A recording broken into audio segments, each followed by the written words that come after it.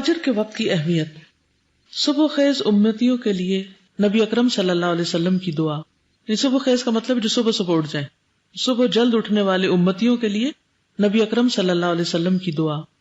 آپ نے فرمایا اللہم بارک لامتی فی بکورہا، اے اللہ میری امت کے لیے اس کی صبح میں برکت ڈال دے. پھر فجر کی سنتیں دنیا اور ما فیہا سے بہتر ہیں. سیدہ عائشہ سے روایت ہے نبی کریم صلی اللہ علیہ وسلم نے فرمایا رکعتا الفجر خیر من الدنیا وما فیہا، فجر کی 2 سنتیں دنیا اور اس کی ہر چیز سے بہتر ہیں. دنیا میں آپ کو کیا کیا پسند ہے، کیا بہت قیمتی لگتا ہے، اس کے بارے میں سوچیے، اپنے دماغ میں سوچ لیجئے کہ کیا کیا چیز آپ کو بہت پریشیس لگتی ہے اور آپ اس کو کسی قیمت پر کھونا نہیں چاہتے. اب اس سے کمپیریزن کر کے ان 2 رکعتوں پر آ جائیے کہ یہ پڑھنی نصیب ہو گئی تو گویا سب کچھ مل گیا. دنیا میں جو کچھ بھی ہے صرف ہمارے لیے پریشیس نہیں. مثلاً آپ میں سے ہر ایک نے اپنا اپنا پریشیس چیز کا سوچا. اب سوچئے جو سب کا پریشیس ہے اس سے بھی زیادہ یہ ہے. اور پھر صرف اس ہال میں بیٹھے ہوئے لوگ نہیں، پوری دنیا میں جو کچھ ہے، جو خزانے ہیں، چاہے وہ پیٹرول کے خزانے ہیں یا سونا ہے زمین میں یا کچھ بھی، دنیا اور ما فیہا جو اس کے اندر ہے، ہر چیز سے بہتر ہیں یہ 2 رکعتیں. اور کتنے بدبخت ہیں وہ لوگ جو فجر کے وقت سوتے رہتے ہیں اور ان 2 رکعتوں سے محروم ہو جاتے ہیں. تو فجر کے لیے بر وقت اٹھنا بہت بڑی سعادت کی بات ہے.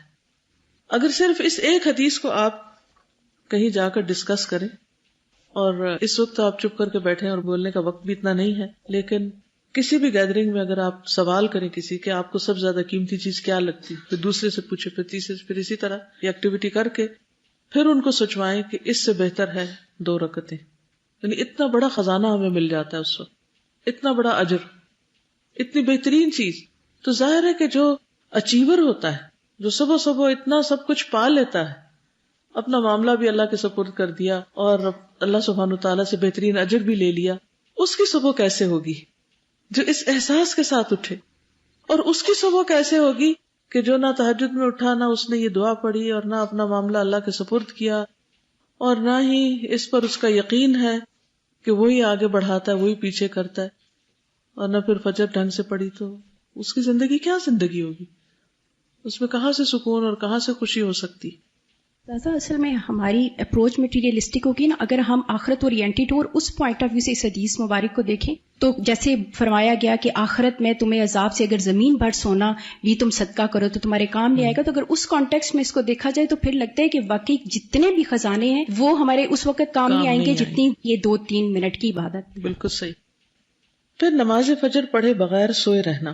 عبداللہ بن مسعود نے بیان کیا ذکر عند النبی صلی اللہ علیہ وسلم رجل فقیل ما زال نائما حتى اصبح ما قام الى الصلاة فقال بال الشیطان فی اذنه. صحیح البخاری. نبی صلی اللہ علیہ وسلم کے سامنے ایک شخص کا ذکر کیا گیا کہ وہ صبح تک پڑا سوتا رہا اور نماز کے لیے بھی نہیں اٹھا. اس پر آپ نے فرمایا شیطان نے اس کے کان میں پیشاب کر دیا ہے، یعنی نجاست ہے اس کے اندر. اب 2 لوگ ہیں، ایک وہ ہے جو فجر کی نماز پڑھ کے آ رہا ہے اور دوسرا وہ جو بغیر پڑھے آ رہا ہے اور سویا رہا ہے. تو ان دونوں کی کیفیت ایک جیسی تو نہیں ہو سکتی. تو اس دوسرے شخص سے خیر کی کیا توقع رکھ سکتے ہیں آپ؟ فجر کی سنتوں کے بعد دائیں پہلو پر لیٹنا. سیدہ عائشہ فرماتی ہے رسول اللہ صلی اللہ علیہ وسلم فجر کی سنتیں پڑھنے کے بعد اپنے دائیں پہلو پر لیٹ جایا کرتے تھے اور پھر اس کے بعد مسجد میں جاتے تھے. نماز فجر کے بعد ذکر الہی.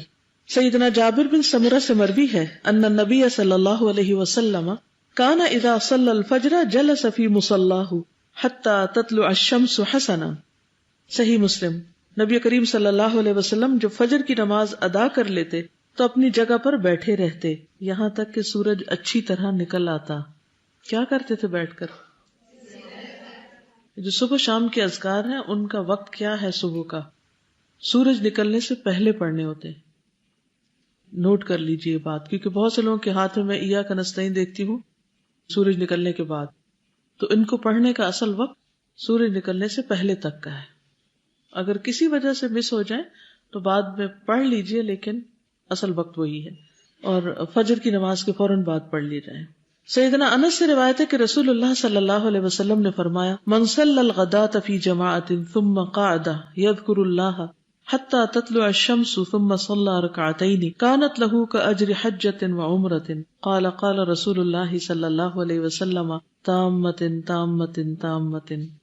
جس نے فجر کی نماز با جماعت ادا کی پھر سورج طلوع ہونے تک بیٹھا اللہ کو یاد کرتا رہا، پھر 2 رکعت نماز ادا کی یعنی اشراق، تو اسے مکمل ایک حج اور ایک عمرے کا ثواب ملے گا.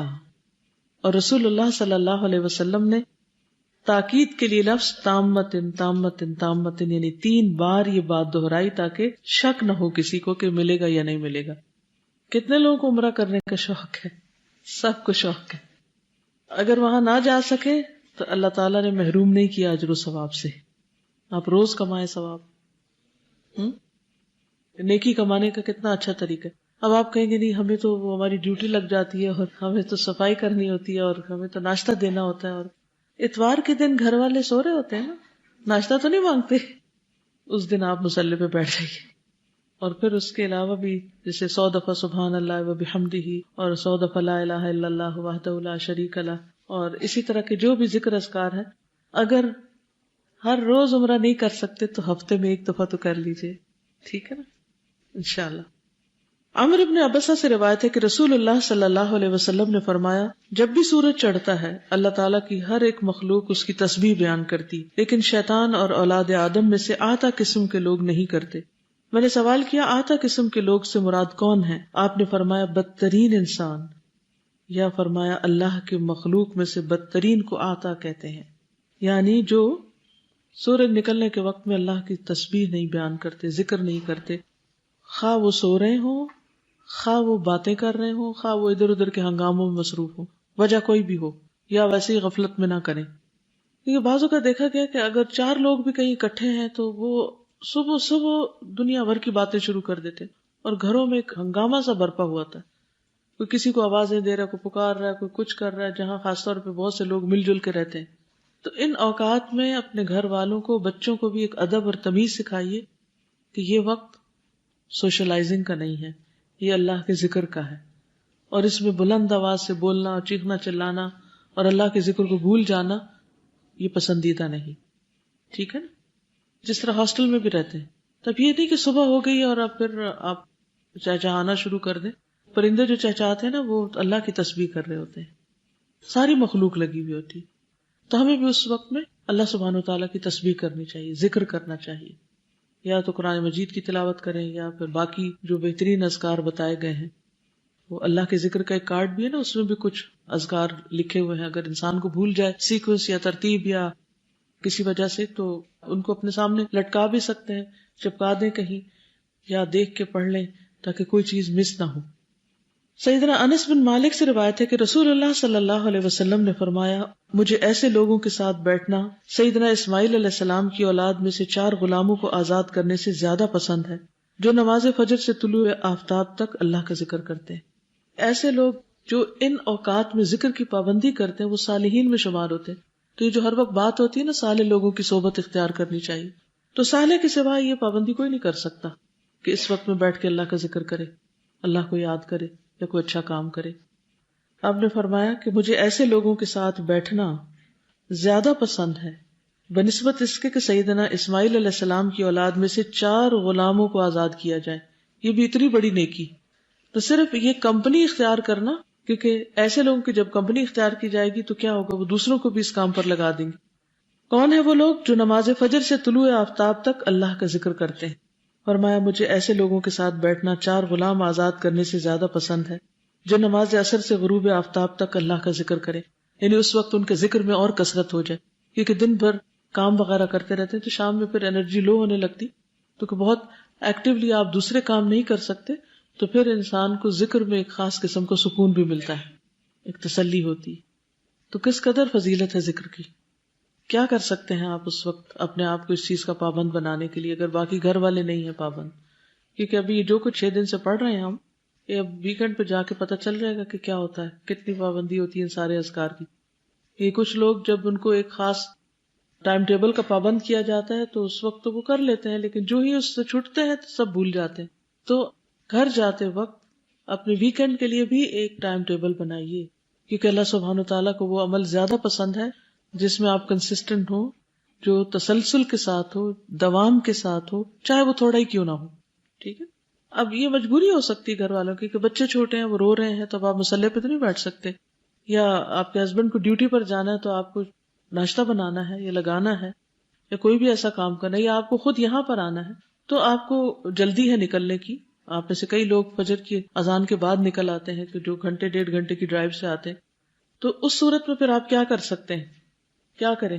کھانا بناتے وقت ذکر کرتے رہیں، سفر میں آتے وقت آپ ذکر کرتے رہیں، اور یعنی جو بھی کام کر رہے ہیں، مثلا آپ کو صفائی کر رہے ہیں، کچھ بھی کر رہے ہیں، یعنی ایک تو یہ کہ آپ ایک جگہ بیٹھ کے کریں. اگر بیٹھ کے نہیں کر پا رہے تو جو بھی کام آپ کے حصے میں ہے یا ذمہ داری پہ ہے، اس کام کے دوران بھی ذکر کرتے رہیں، خواہ وہ صبح کا وقت ہے یا عصر کا وقت ہے، لیکن ان اوقات کو ذکر کے لیے خاص کریں.